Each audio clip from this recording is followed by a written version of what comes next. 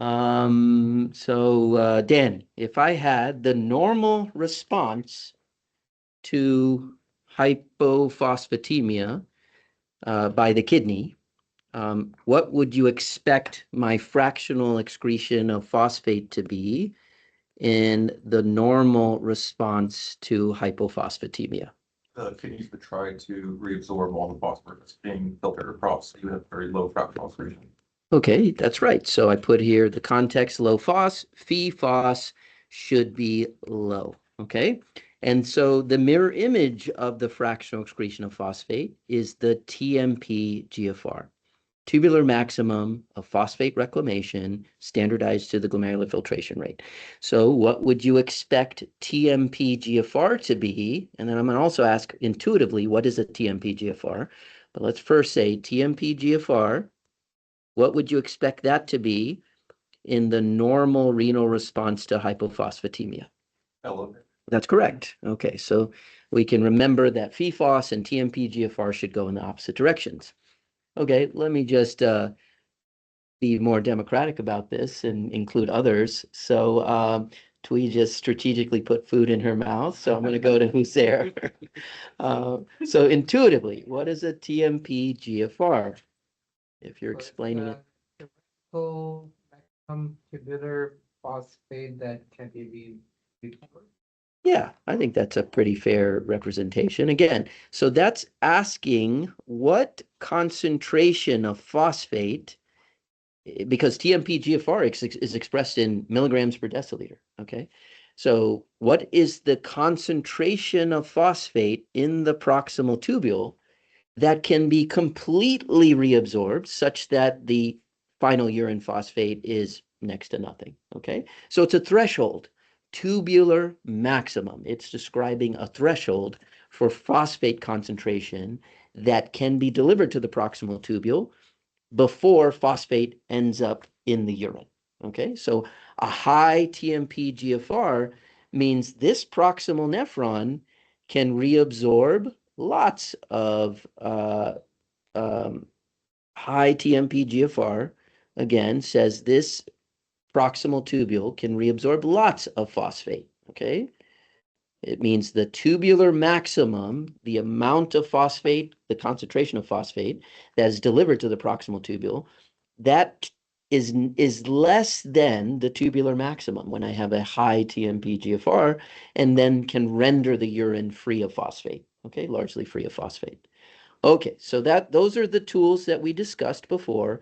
So I can kind of breeze through this quickly because we've gone through this already. I'll just state as another tool that you have a 24-hour urine phosphate that you can use to interrogate the appropriateness of renal response to hypophosphatemia, fractional excretion of phosphate, tubular maximum for phosphate excretion standardized to the GFR. Okay, so Alvin, if I have PTH excess, okay, would I expect a high fractional excretion of phosphate or a low fractional excretion of phosphate? The PTH is high. PTH is high.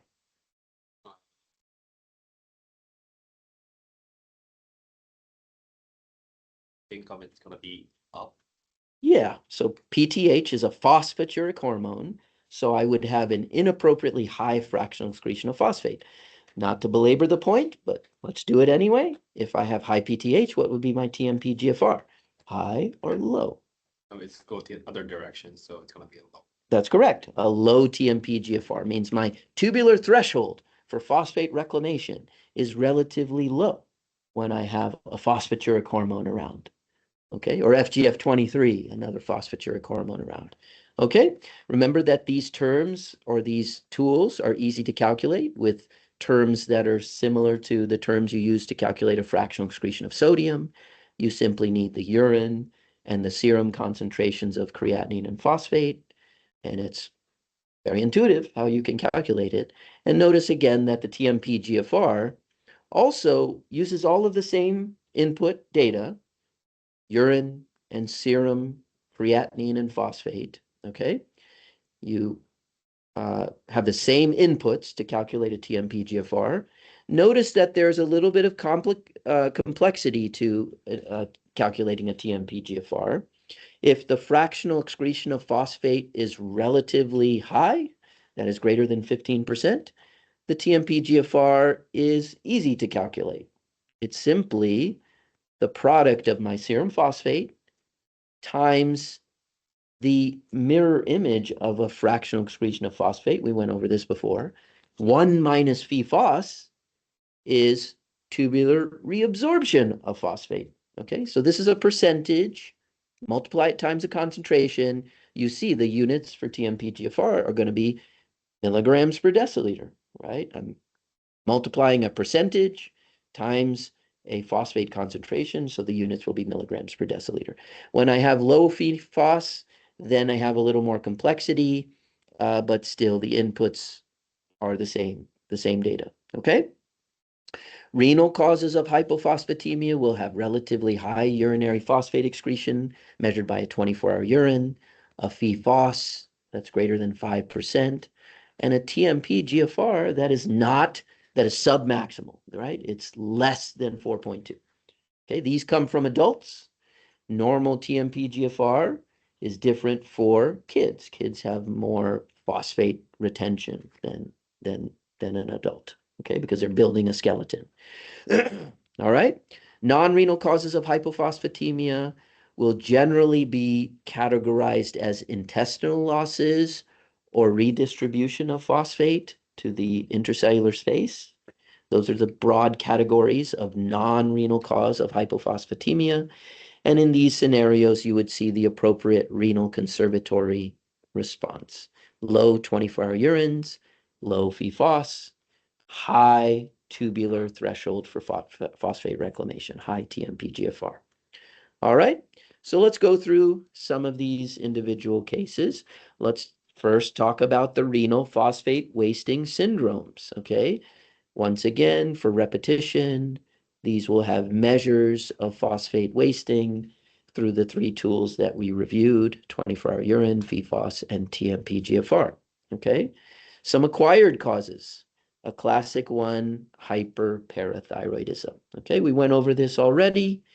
We shouldn't have to belabor this because we talked about it when we did our hypercalcemia discussion.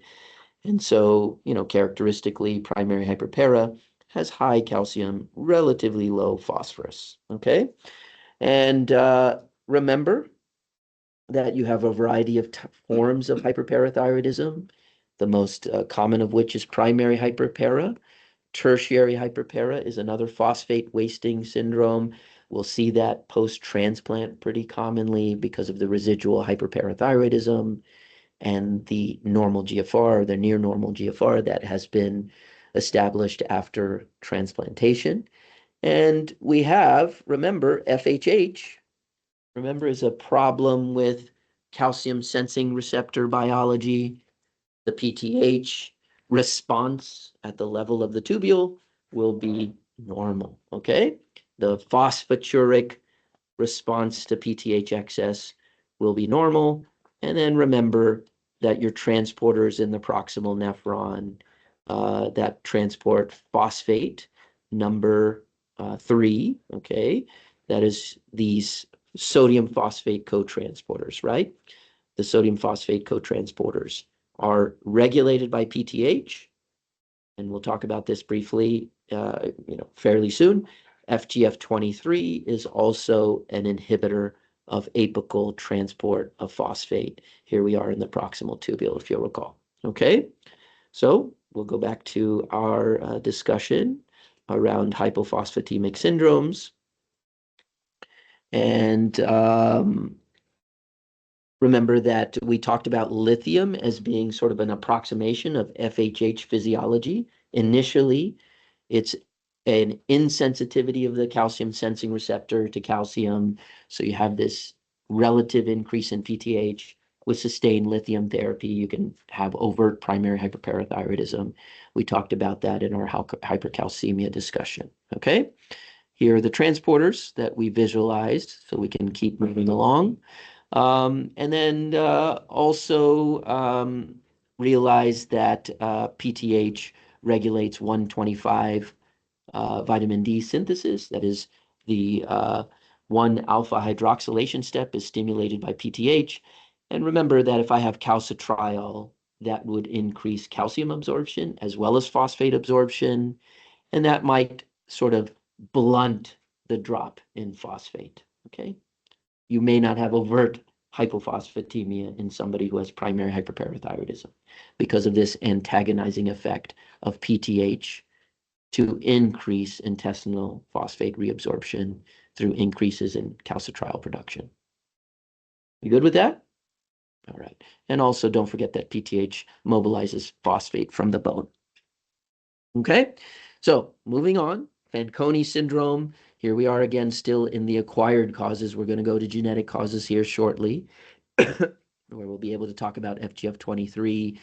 We'll also talk about FGF23 and some of the malignancy-mediated hypophosphatemia. Okay, Fanconi's is a proximal tubulopathy, generalized proximal tubulopathy. So not only do you have wasting of phosphate, we typically will have glycosuria.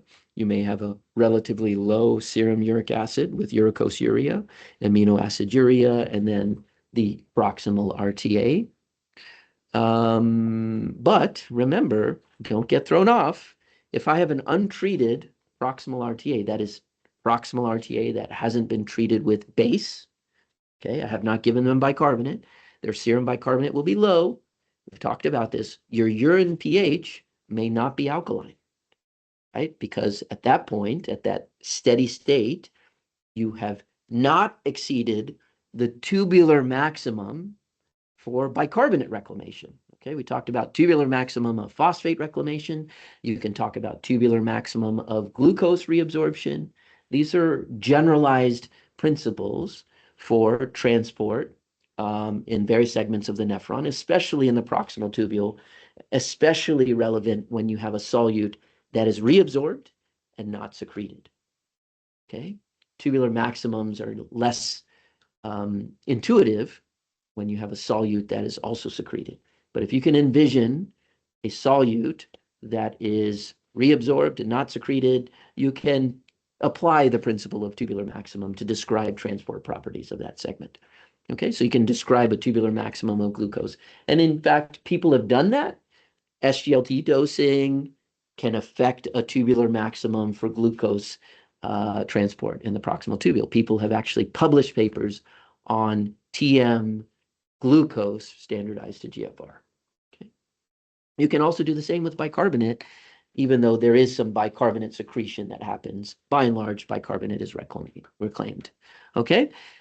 All right. So remember, in proximal RTAs, including Fanconi's that is untreated, I will have a urine pH that's not alkaline. Okay. I hope that principle is understood. Remember, if my bicarbonate has dropped, right? My bicarbonate has dropped, and this diseased proximal nephron can't maximally reabsorb bicarbonate, but can reabsorb bicarbonate when it is reduced in concentration, right? For instance, let's say it's down to 19 millimoles, right, per liter. Maybe that proximal nephron can reabsorb that reduced filtered load of bicarbonate, right? But as soon as you start giving bicarbonate supplementation to them, and that bicarbonate goes from 19 to, let's say, 22, right? Now you're exceeding the tubular maximum of this segment of the nephron, this diseased segment of the nephron, and now you will have alkaline urine, okay? So don't get thrown off. Don't not call proximal RTA from a Fanconi's if you have a urine pH that's 5.5 or 6. Okay. Etiology, you should have in your database, but to review, cystinosis is one, right? That's in contrast to cystinuria. Cystinuria is a form of kidney stones. Cystinosis is essentially a disorder of cystine transport or acidification of a endosome in the proximal nephron, right? A transport of cystine in some of the endosomes of the proximal nephron, resulting in a Fanconi syndrome. Okay, then we have glycogen storage diseases as other less common causes for the acquired forms. Drugs are a common one to think about, ifosfamide in particular, one of the older preparations of tenofovir, which is not used that much these days. Tenofovir alafenamide has very little proximal tubulopathy. You can see the platinum drugs are listed here. They can have both a proximal and distal tubulopathy that they can cause.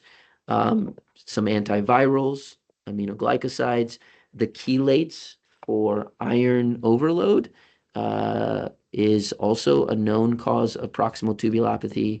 That is Fanconi's and valproic acid. Okay. Tumor-induced osteomalacia. Let's talk about that.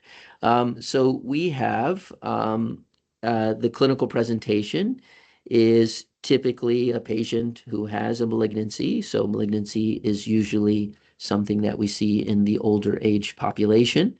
And the calcitriol production is low. You'll recall why that is, because FGF23 is a negative regulator of calcitriol synthesis. We talked about that in our discussion around vitamin D biosynthesis and its regulation. So you can see that 25 vitamin D is hydroxylated in the one position, the 1-alpha hydroxylase, and that is negatively regulated by FGF23, right? And so one would predict if I have a disease of FGF23 excess, calcitriol production will be also suppressed in that scenario, okay? Further in causing this predisposition to bone demineralization, right? So we talked about klotho as a co-receptor for FGF23. We've already visualized the effect of FGF23 on apical membrane transporters in the proximal nephron, okay? And then we've discussed the fact that FGF23 inhibits 1-alpha hydroxylase. You get progressive demineralization of bone from the chronic phosphate wasting, as well as the deficiency of calcium that results from calcitriol suppression. Okay. Treatment, of course, is going to be around treatment of the underlying malignancy. Renal transplantation, another common cause of phosphate wasting. In fact, the majority of patients post-transplant will have phosphate wasting. Usually that resolves in the first few weeks post-transplant, but occasionally it does not because of that residual tertiary hyperparathyroidism that is present. So initially, FGF23 levels are high in the immediate post-transplant period because these patients have had sustained hyperphosphatemia. Phosphate is one of your primary stimuli of FGF23 release. So in that immediate post-transplant period, the phosphate wasting is driven by FGF23 excess and the residual hyperparathyroidism. This FGF23 excess resolves in the weeks post-transplant, okay? But you may have this residual tertiary hyperparathyroidism that results in sustained phosphate wasting. Okay, there are others to be aware of, including some of the tyrosine kinase inhibitors. So you'll need to know this as a common cause of some of the phosphate deficiencies in the malignancy, the patient with malignancy. You don't need to memorize every tyrosine kinase inhibitor because they're constantly developing new ones. So look up each drug. If you know it's a tyrosine kinase inhibitor and you see someone with phosphate wasting, you can then presumptively make the diagnosis that it's perhaps related to this chemotherapeutic that the patient is receiving. mTOR inhibitors have a modest phosphate wasting effect. It's generally not all that significant, but it is described, especially when measuring carefully phosphate transport. The tubular maximum for phosphate transport is affected by mTOR inhibitors. Carbonic anhydrase inhibitors have a weak phosphaturic effect. You might be inclined to use this in a patient who has, renal failure and their phosphate is getting uncomfortably high. The effect on phosphate wasting is really very modest. I would not typically leverage that in order to enhance urinary phosphate excretion. Just volume expanding somebody would tend to cause phosphaturia, just because, volume expansion downregulates all of proximal tubular transport, right? The proximal tubule is responsive to effective circulating volume in its transport of all solute and water. Okay. And then interestingly, not all iron preparation, but ferric carboxymaltose is associated with a phosphate wasting. Some people have described profound hypophosphatemia, symptomatic hypophosphatemia that can occur post dosing of ferric carboxymaltose. By the way, this is the preparation we use at Parkland. And so, you can also prescribe this on the inpatient side at UT, if I'm not mistaken. But at Parkland, on the inpatient side, you're generally giving Ferlicet or primarily Ferlicet. Okay. And that phosphate wasting is not manifest by Venifer or Ferlicet. It's just the ferric carboxymaltose. Okay, now let's go to some of nature's experiments that teach us some about renal physiology, or at least reinforces some of the renal physiology. We have X-linked hypophosphatemia, which is a problem with underlying FGF23 biology. The gene that may be dysregulated is actually not in the FGF23 gene, but a regulator of FGF23, the so-called FEX gene, okay? The net result is going to be an excess of FGF23 activity. And so these patients will present with osteomalacia and rickets, because this is a disease that manifests early on, even in childhood. Their growth will be delayed. And these patients will tend to have a lowish calcitriol level, okay? But that is not necessarily uniform, okay? These individuals, for some reason, have a PTH that is, not suppressed as one might predict for somebody who has, hypophosphatemia. The reason why that PTH is relatively high is not well understood, okay, but is something that is described in the phenotype of the disease. Notice that the FEX gene is on the X chromosome, so you would expect to see, a greater prevalence of disease amongst males who may inherit only one X chromosome that carries the abnormal gene. And these individuals now have a monoclonal antibody that one can treat them with, this burosumab, which is a monoclonal antibody that blocks FGF23. And so you could see that some of ASN, you'll see some of this these advertisements for a relatively rare disease, X-linked hypophosphatemia, can be treated with burosumab now. As one can expect, it's going to be an expensive intervention because it's a rare disease, and it's generally going to be expensive to treat rare diseases. All right, let's talk about autosomal dominant hypophosphatemic rickets. The presentation will be similar, okay? This is a mutation in FGF23, okay? Notice that it is an autosomal dominant mutation, and it prevents the inactivation of FGF23. This mutation results in impaired clearance of FGF23. You would expect to see phosphate wasting and low calcitriol.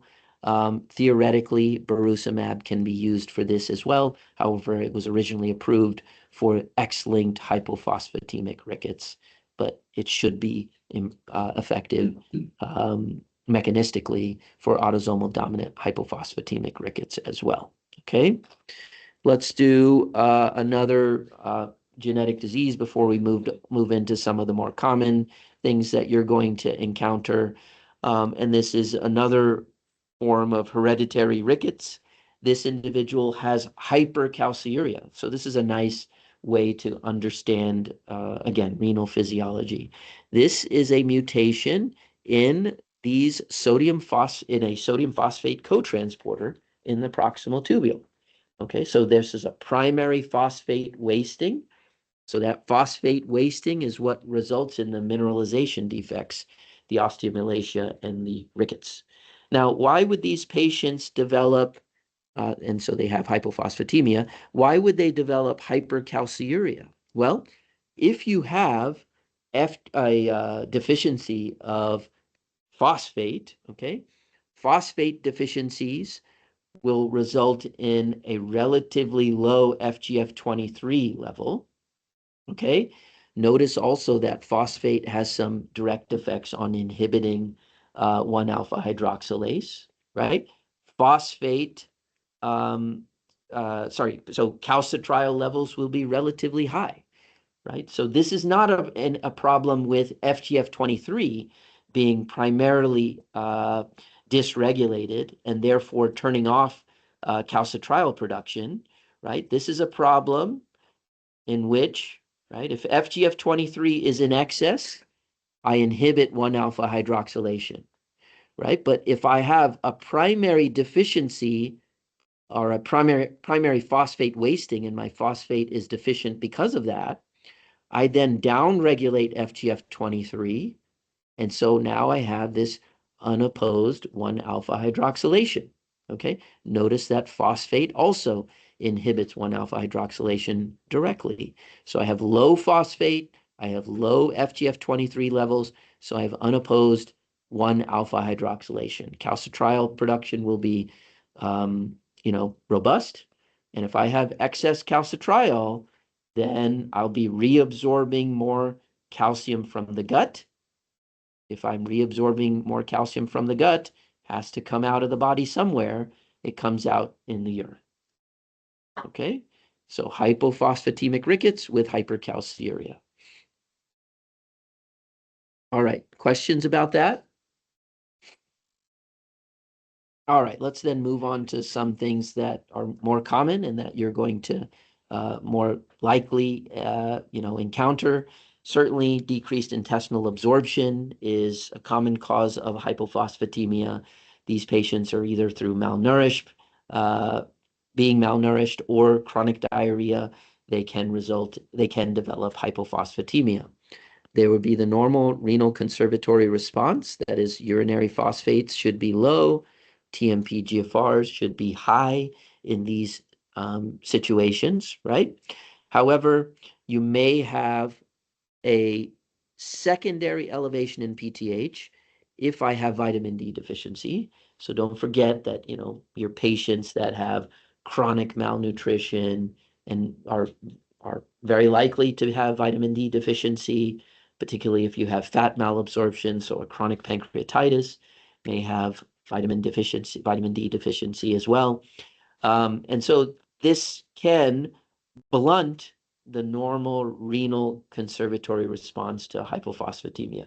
So check your PTH in these patients who have hypophosphatemia and interpret your urinary phosphates with that context in mind, right? Check a vitamin D level, check PTH, and then you may see, oh, this patient has primarily an intestinal phosphate deficiency, but has a secondary elevation in PTH that is bumping up my PFOS, right? My PFOS is not maximally conserved at less than 5%. I may have a PFOS of 8% or something, and you can ascribe that to a relatively high PTH in response to vitamin D deficiency. Okay. Malnutrition is again a very common cause of hypophosphatemia that we see. There is obligatory phosphate loss in some of the intestinal fluids. Okay, and so if you have enough loss of intestinal fluid, then you're going to have obligatory phosphate loss in the stool. Okay, phosphate binding medications like calcium containing antacids or the use of phosphate binders could also obviously explain a intestinal cause for phosphate deficiency. Okay, you may have disorders of vitamin D, where, remember, vitamin D regulates not just calcium reabsorption, but also phosphate absorption. And so vitamin D deficiency would, again, expect to cause some increase in phosphate losses in stool losses. Okay. I think we can finish this up. Redistribution of phosphate, once again, would have measures that of renal phosphate conservation that are normal, low 24-hour urine, low PFOS, high TMP GFR. We talked about acidosis as being a cause of hyperphosphatemia. I also highlighted how, interestingly, lactic and diabetic ketoacidosis in particular can be associated with hyperphosphatemia. But the inverse is said to be the most common cause of hypophosphatemia, that is respiratory alkalosis. You might envision that somebody before phlebotomy is starting to hyperventilate. This abrupt increase in pH stimulates glycolysis. If you recall, glycolysis involves the phosphate, the binding of phosphate to these six carbon sugar molecules in the early steps of glycolysis, including that initial step, phosphofructokinase, that compartmentalizes the glucose once it shifts into the cell through the GLUT transporters, right? So kinases are upregulated by this increase in pH, resulting in a intracellular compartmentalization of phosphorus. Okay, so alkalosis, particularly respiratory alkalosis, is a potent cause of phosphate shift into the cells. Refeeding? Yeah.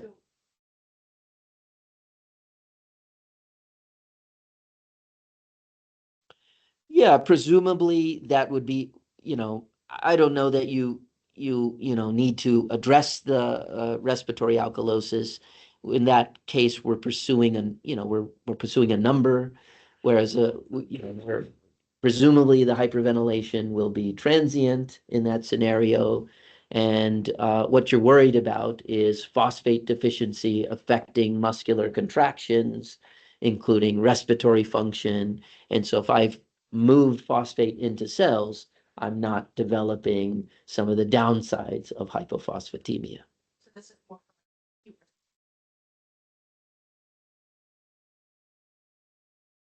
Yeah, this would be primarily the intracellular shift that's manifest would be primarily through these intracellular increases in phosphate compartmentalization that are in the acute phase. Yep. Okay, refeeding. We certainly understood refeeding as one of the causes of hypokalemia. This is certainly also a cause of hypophosphatemia. And remember that refeeding can happen not just with actual food, but with the administration of intravenous sugar to a patient who is malnourished. And so keep that in mind, even in patients who may not be eating much. If they're placed on maintenance fluids containing glucose, you can absolutely get hypophosphatemic and hypokalemic. Insulin stimulates phosphate uptake by cells, similar to its effect on potassium flux across the plasma membrane. Renal replacement therapy, a common cause of hypophosphatemia, okay, especially in your patients who are receiving continuous renal replacement therapy. I pretty routinely put patients on oral phosphate supplements, as long as they're not having diarrhea in the ICU. So you can always just kind of ignore it and just rely on the PRNs that you're not getting called about. But I try to stay ahead of that and actually look at those numbers, and I see repeated hypophosphatemia. I put them on oral phosphate supplements. And I also look to decrease the CRT dose because in most cases, patients are getting more than they need in terms of clearance.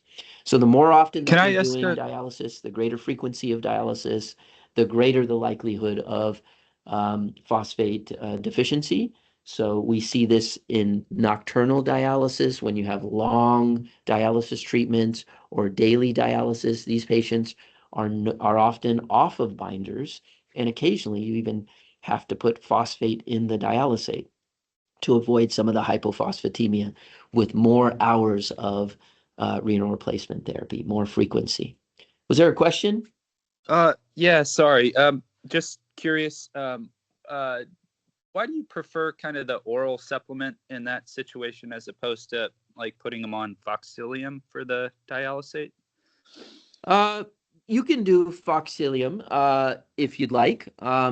I am, a cheapskate, and I like, treating things, with spending less money. In general, the Foxilium is a more expensive fluid than some of the others. I don't know for a fact in terms of what our pricing is at its latest iteration. These are always changing every year, but you can use Foxilium. Keep in mind that yeah, I don't think I need to belabor that. Foxilium, the 0K Foxilium, just as an aside, has different bicarbonate concentration than the Foxilium with, did I say 0K? I meant 0 calcium. Foxilium has a lower bicarbonate concentration than the calcium containing Foxilium. Okay, as an aside, okay, that's not relevant to your question, but it's something that I think people don't realize. The presumption is that when you're running 0 calcium Foxilium, you're going to be giving them citrate, and so the manufacturer lowers the bicarbonate concentration in Foxilium. Okay, the 0 calcium Foxilium. You can use Foxilium. All right. So hypophosphatemia from multiple mechanisms, alcoholism, ketoacidosis. Those are the last two that we're going to discuss. Alcoholism causes magnesium wasting. It causes phosphate wasting. Both of these will resolve after a couple of weeks of abstinence from alcohol. There may be also some respiratory alkalosis that may be, intermittent in a cirrhotic patient, particularly if they're going through withdrawal. They may have a propensity to manifest respiratory alkalosis. They can have refeeding syndrome. So it could be a renal phosphate wasting as well as intracellular shifts from refeeding and respiratory alkalosis. Okay. Vitamin D deficiency can also be contributing to that phosphate wasting. One would expect PTH to be somewhat elevated in vitamin D deficiency. But there is a tubulopathy. You don't need to invoke alkalosis, refeeding, or vitamin D deficiency with an increase in PTH to manifest phosphate wasting. Chronic alcohol use does manifest, for some reason, phosphate wasting by the kidney. Ketoacidosis, again, is a multifactorial form of hypokalemia. These individuals can be polyuric. That polyuria can result in urinary phosphate wasting. The insulinopenia also sort of increases phosphate availability by shifting it to the ECF, and then that is dumped in the urine. And then when you give the insulin, of course, the phosphate shifts in the cells, and then you can develop a pretty profound hypophosphatemia, similar to the changes in K that you can see in diabetic ketoacidosis, all very similar. Extracellular K is shifted outward, and I'm dumping it in my urine during the polyuric phase, and then I give the insulin, and I manifest profound potassium deficiency. Okay? Questions?